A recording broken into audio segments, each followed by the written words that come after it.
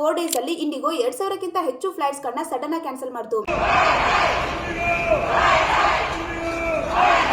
So ಇದನ್ನು ನಿಮಗೆ ಅನಿಸ್ತಿರ್ಬೋದು sudden ಆಗಿ ಏನಕ್ಕೆ ಕ್ಯಾನ್ಸಲ್ ಆಗಿರ್ಬೋದು ಅಂತ. ಏನಕ್ಕಂದ್ರೆ DGCA ಏನ್ ಮಾಡ್ತು, ಇವಾಗಿರುವಂತಹ ವರ್ಕಿಂಗ್ ಅವರ್ಸ್ ಇಂದಾಗಿ ಪೈಲಟ್ಸ್ಗೆಲ್ಲ ಸ್ವಲ್ಪ ಜಾಸ್ತಿ ವರ್ಕ್ ಪ್ರೆಷರ್ ಆಗ್ತಾ ಇದೆ. ಸೊ ಅವ್ರಿಗೂ ಸ್ವಲ್ಪ ರೆಸ್ಟ್ ಸಿಗ್ಲಿ, ಇದರಿಂದ ಸೇಫ್ಟಿ ಕೂಡ ಇರುತ್ತೆ ಅಂತ ಹೇಳಿ ನ್ಯೂ ಪೈಲಟ್ ಡ್ಯೂಟಿ ರೂಲ್ಸ್ ನ ತಗೊಂಡ್ ಬಂತು. ಅಂದ್ರೆ ಜುಲೈ 1ಕ್ಕೆ ಪೈಲಟ್ಸ್ ಎಲ್ಲ ವೀಕ್ಲಿ ಅಟ್ಲೀಸ್ಟ್ 48 ಅವರ್ಸ್ ಅದು ರೆಸ್ಟ್ ಮಾಡಬೇಕು ಅನ್ನೋ ರೂಲ್ಸ್ ನ ತಗೊಂಡ್ ಬಂತು.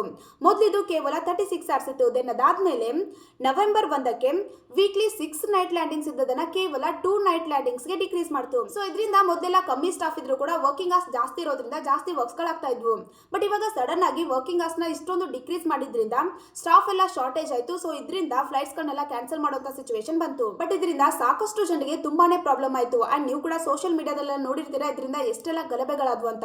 ಸೊ ಹೀಗಾಗಿ DGCA ಇವಾಗ ಈ ಒಂದು ರೂಲ್ಸ್ ನ ಟೆಂಪರರಿ ಆಗಿ ವಿಡ್ರಾ ಮಾಡ್ಕೊಂಡಿದೆ. ಬಟ್ ಇಲ್ಲಿ ಸೇಫ್ಟಿಗೋಸ್ಕರ DGCA ತಗೊಂಡಿರುವಂತಹ ರೂಲ್ಸ್ ಕರೆಕ್ಟಾ ಅಥವಾ ಅದನ್ನ ಪರ್ಮನೆಂಟ್ಲಿ ಹಿಂಪಡ್ಕೋಬೇಕಾ ಅನ್ನೋದ್ರ ಬಗ್ಗೆ ನಿಮ್ಮ ಒಂದು ಅನಿಸಿಕೆ ಏನು ಅನ್ನೋದನ್ನ ಕಮೆಂಟ್ ಮಾಡಿ.